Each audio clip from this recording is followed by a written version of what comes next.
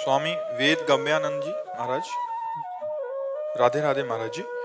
महाराज जी, राधा तत्व का क्या अर्थ है और उसे पाने का साधन? प्रेम सांद्रानंद घन प्रेम मूर्ति किशोरी। लालजू की जो लादनी शक्ति है, जो आह्लाद है, आनंद है, वो जब रूप रखा तो उसी किशोरी जो है, लालजू ही किशोरी जो है।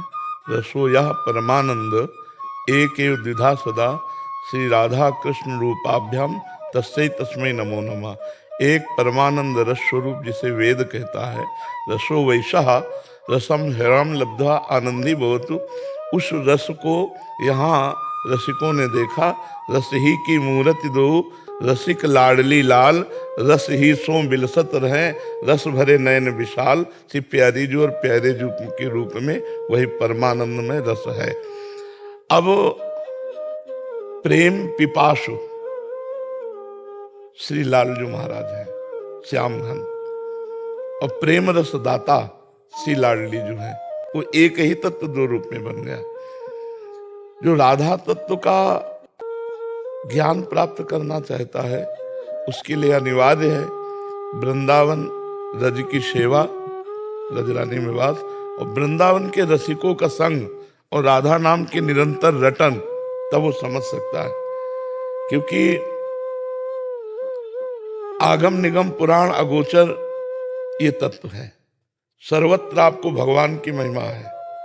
चारों संप्रदाय और भी जो महामहिम भगवत मार्ग है, हरि भगवान, इनकी भगवत्ता, जिन्हें कोई योगी जन परमात्मा कहते हैं, ज्ञानी जन ब्रह्म कहते हैं, भक्त जन भगवान कहते हैं।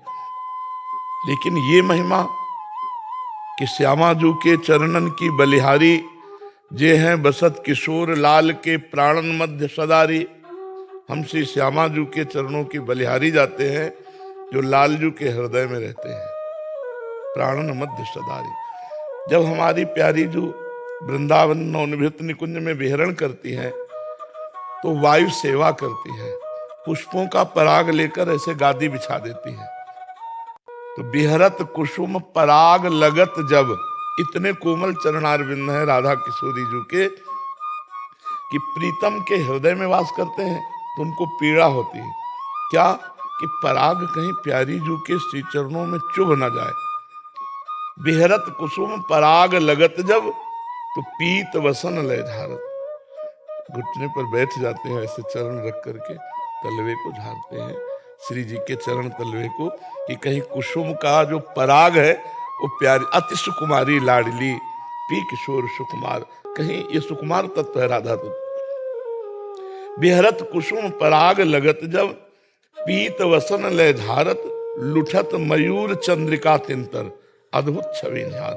ऐसे चरणारविंद है, क्योंकि चरणों से प्रेम धारा प्रवाहित होती है। सत प्रेम सिंधु मकरंद रसौग धारा, सारा नजस्त्रमभितास्त्रव दास्यतेषु। हमारी श्री जी को बरसाने वाली कहा गया है, बरसाने वाली, प्रेम रस बरसाने वाली। सत प्रेम सिंधु मकरंद रसौग धारा। श्री जी रस की धारा चरणों से प्रवाहित करती हैं, जो इन चरणों का आश्रय लेता है। तो लाल जो अपना मोर मुकुट मंडित सी चरणारविंद में पधराते हैं। रसघन मोहन मूर्तिम विचित्र केलि महोत्सवोल्लसितम, राधा चरण विलोडित रुचिर शिखंडम हरिम बंदे। जिन हरि के चरणों में ब्रह्मा शिवादि चरण रखने की चौकी को नमस्कार करते हैं, वो हरि प्यारी जू के चरणों का पराग झाड़ करके फिर उन चरणों को अपने मस्तक पर नवाते हैं। बिहरत कुसुम पराग लगत जब, पीत वसन लय झारत, लुठत मयूर चंद्रिका तिंतर, अद्भुत छवि निहारत। फिर जावक चित्र बनाई सवारत। जावक जो श्री चरणों में महावर लगाया जाता है, स्वयं लाल जो अपने कर कमल से लगाते हैं। जावक चित्र बनाई सवारत, करन सफल तब मानत, हित ध्रुव ते दुर्लभ ते सबहिन ते, रसिक मरम पहचान। ये श्री जी सबसे दुर्लभ तत्व है, राधा तत्व। इसे केवल जो रसिक महापुरुष हैं वृंदावन के, वो ही इस रस को जानते हैं। ये दुर्लभ तत्व है, राधा तत्व सबसे दुर्लभ तत्व है। वृंदावन की रजरानी और वृंदावन के प्रेमी रसिक जन और राधा नाम, ये तो हुआ साधन, और परहेज हुआ दूरादपास्य स्वजनान सुखमर्थ कोटिम सर्वेषु साधन वरेषु चिरम निराशा। तो वर्षंतमेव सहजाद्भुत सौख्य धाराम श्री राधिका चरण रेणु मनोह स्मरामि। श्री जी के चरणारविंद का अगर प्रेम प्राप्त करना है तो ये परहेज रखना होगा। क्या?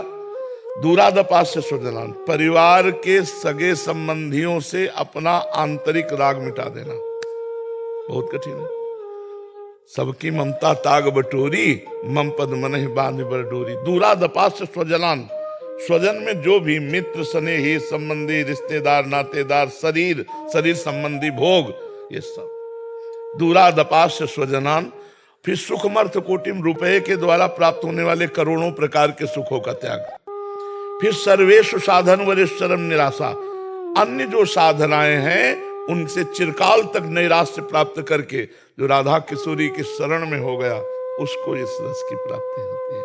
बरसंत में सहजाद्भुत सौख्य धाराम श्री राधिका चरण रेणु मनुस्मरामि। श्री स्वामिनी जी के चरणों से अजस्र सुख की धारा बहती है। बस आश्रय, जैसे अपने लोग ब्रह्म ज्ञान के मार्ग में चलते थे, श्रीपाद प्रबोधानंद जी महाराज ब्रह्म ज्ञान के मार्ग में चलते थे। जब प्रभु की कृपा इस मार्ग में आए तो बहुत परिवर्तन करने में अपने लोग बौद्धिक स्तर के हैं, हमारी बुद्धि तर्क प्रधान है। तर्क प्रधान को श्रद्धा प्रदान करना बहुत कठिन होता है, क्योंकि उसकी कसौटी पे सब कसना चाहिए। तो हमारा सिद्धांत सर्वम खलमदम ब्रह्म नेनानास्ति किंचन, अब उसको जब यहाँ है, जब गुरुदेव भगवान रसिक महापुरुष मिले, फिर उनकी कृपा, हर प्रश्न का समाधान, और फिर जब कृपा होती है तो ये अपने साधन से, यह गुण साधन ते नहीं हुई तुम्हारी कृपा पाओ कोई कोई। वो कृपा पात्र सर्वत्र से अपनापन हटाकर श्री जी के चरणों में जब आश्रय ले लेता है तो जो बड़े बड़े ब्रह्मा आदि योगिंद्रों मुनिंद्रों के लिए दुर्लभ रस है, वो एक साधारण जीव को मिल जाता है श्री जी के चरणों का आश्रय। ये लालजू के हृदय का गुप्त तत्व है। श्री कृष्ण सबके तत्व है, कोई ऐसा नहीं है त्रिभुवन में जो मुस्कुरा दे श्री कृष्ण वो होश में हो, वो बेहोश ही हो जाएगा।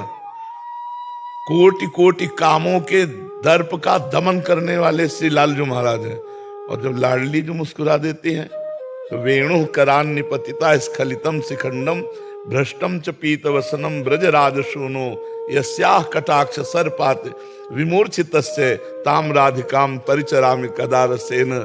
जिनका एक मुस्कुराहट के साथ कटाक्ष हुआ, तिरछी चितवन बंक बिलोकन जिन्हें बांके बिहारी कहते, इनका मोर मुकुट गिरने लगा, बंसी भी गिरने लगी, पीतांबर भी गिरने लगा।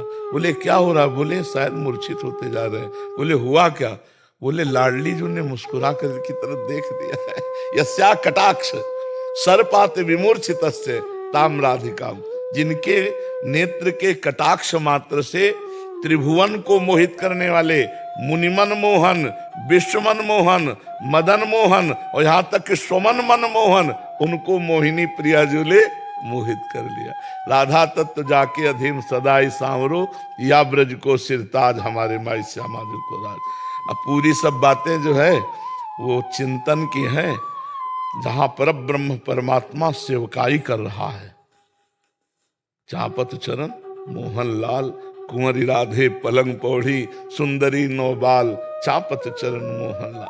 कमों कर गई नैन लावत, कमों छुआवत भाल, नंददास प्रभु छवि बिलोकत, प्रीति के प्रतिपाल, चापत चरण मोहन लाल। जहां प्रभु केश पास हाथ में लेकर सुलझाते हुए वेणी गूंथते हैं, महावर लगाते हैं, जहां सखियों की प्रणति होकर श्री स्वामिनी जी की परिचर्या की मांग करते हैं।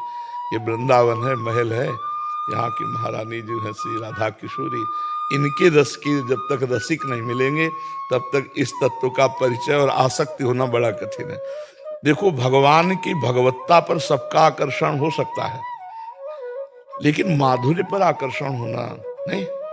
माधुर्य पर, भगवत्ता पर लो, हमारे भगवान ऐसे, हमारे भगवान ऐसे, लेकिन उनका एक माधुर्य क्षेत्र है।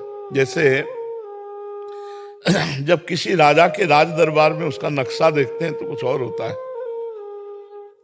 सेनापति मंत्री सब बिल्कुल अलर्ट, भ्रकुटी टेढ़ी होते ही। लेकिन वो जब महल पहुंचता है तो राज दरबार वाले एक को नहीं जानते कि महल में क्या है।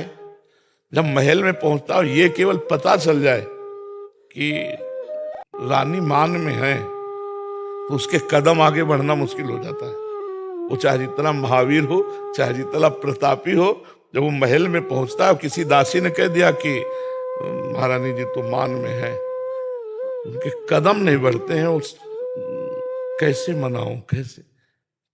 तो ये महल की बात तो कोई टहलनी ही जानती, वहां की दासी। सभा में वाले तो कहे राजा, अरे मेरे महाराज जिधर इधारक जैसी तरिवंश प्रताप रूप गुण वय बल श्याम उजागर वेद जिसका नेति नेति कर। और जब वही महल में पग धारते हैं तो हम लोगों की ये महल उपासना, वृंदावन नित्य महल है। महारानी जो महाराज हमारे लाडली लाल जीवन धन है और उन्हीं को दुलार करते हैं। यहाँ भगवत्ता का प्रवेश नहीं, यहाँ प्रेम के खिलौना दो खेलत है प्रेम खेल, प्रेम तत्व का। और इसकी आराधना रसिकों के संग, जे मन रसिकन संग बिन रंच न उपजे प्रेम। तो इसलिए राधा नाम का निरंतर रटन, रसिकों का संग और वृंदावन रस का सेवन ये अनिवार्य है। इसके बिना हो ही नहीं सकता राधा प्रेम। महाराज जी बाहर से तो इसको पहचाना नहीं जा सकता, ज्ञान तो कौन राधा नाम जानता है आप बताओ? अगर कोई जानता है तो वृंदावन से ही जानता है। राधा किशोरी की महिमा तो ऐसे थोड़ी सब कोई, बहुत ही गुप्त वस्तु है ना। तर्क से भी नहीं समझा जाता। नहीं, बिल्कुल तर्क से तो भगवान को नहीं समझा। राम तर्क बुद्धि मन बानी मत हमारे या सुनो भवानी। भगवान राम ही मन बुद्धि के अतर्क है। वो तो मर्यादा पुरुषोत्तम, फिर श्री कृष्ण तो प्रेमावतार लीला पुरुषोत्तम है। और फिर इनकी एकांतिक लीलाएं नवनिवृत्त निकुंज की तो और भी गूढ़ रहस्य है। और अगर कोई तर्क से इसको प्रस्तुत करना चाहे तो मौन, तर्क नहीं होता इसमें। इसमें क्यों, जैसे गंभीर भाव से सुन रहे हैं तो सुना रहे हैं, अगर एक भी इसमें तर्क कर दे तो अनाधिकारी मानकर चुप हो जाता कि अभी समय नहीं है, ये धीरे धीरे रज सेवन करेंगे, समय आएगा तब आएगा। ये यहाँ ताते मौन रहना उचित है।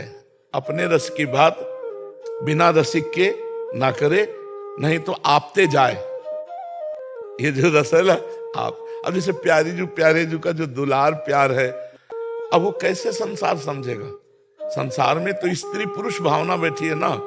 वो पहले तो भगवत्ता के भाव में आवे, स्त्री पुरुष भावना जाए, फिर भगवत्ता से माधुर्य में आवे। पहले तो भगवत्ता में आवे और फिर माधुर्य में आवे कि ये भगवान है ऐसा भी भूल जाए, ये मेरे प्राण प्रीतम मेरे प्यारे हैं ऐसा आ जाए। ये बहुत कठिन बातें हैं, ये बहुत गुप्त है। तो मतलब तो अभी तो कहा गुप्त रीति आचरण प्रगट सब जग दिए। ये गुप्त रीति है, हरिवंश महाप्रभु प्रगट हुए प्रगट करने के लिए, वही रस रीति प्रगट की। नहीं तो इसे कौन जानता? हम बताते रहे कि अपने लोग भी तो जीवन भर शास्त्र और मार्ग में ही चलते रहे, कुछ पल्ले नहीं पड़ता। अगर गुरु कृपा ना होती तो पल्ले पड़ने वाला नहीं, तो पढ़ लिख के कोई प्रेमी नहीं हो जाता। पढ़ लिख के कोई प्रेमी नहीं हो जाता है, पढ़ लिख के कोई ब्रह्मबोध नहीं हो जाता है। गुरुजनों की कृपा से होता है। नाम आत्मा प्रवचने न लभ्या न मेधया न बहुना श्रुते न, कोई पढ़ लिख के नहीं, ये तो प्रेम है। तो महाराज जी जैसे अगर कोई इसकी अवहेलना करे या कोई मतलब अपने बुद्धि की तर्क से समझे तो अपराध है, बहुत बड़ा अपराध है, क्योंकि वो समझ नहीं पा रहा ज्ञान। हाँ, इसीलिए तो ऐसे लोगों से संभाषण करना, स्पर्श करना, देखना मना है, और ये बातें करना मना है। ये वार्ता आप, ये तो आप संत हैं, प्रश्न कर रहे हैं, और बहुत लोग वृंदावन के रस को सुन रहे हैं काफी समय तक। तो नहीं तो हम ये श्री जी की चर्चा नहीं करते। आप देखना, श्री जी की चर्चा ही नहीं करते, बस राधा नाम जपो, बस ऐसे कोई महिमा नहीं बताते, कोई चर्चा नहीं करते, क्योंकि ये गुप्त विषय है। हृदय में जब तक पवित्रता नहीं आएगी, ममता नहीं आएगी प्रभु के प्रति, तब तक कैसे समझोगे? अब जैसे यस्या कटाक्ष सर्पात विमूर्छितस्य, श्री जी ने मुस्कुराकर बाकी चितवन से देखा तो प्रभु मूर्छित। अब ये महाप्रेम का विषय है। अब स्त्री पुरुष भावना फिर सारा अपराध बन जाएगा। इसीलिए पहले बताया कि रस सिंधु प्रभु दो रूपों में खेल रहे हैं, वही श्री कृष्ण बने, वही श्री राधा बने।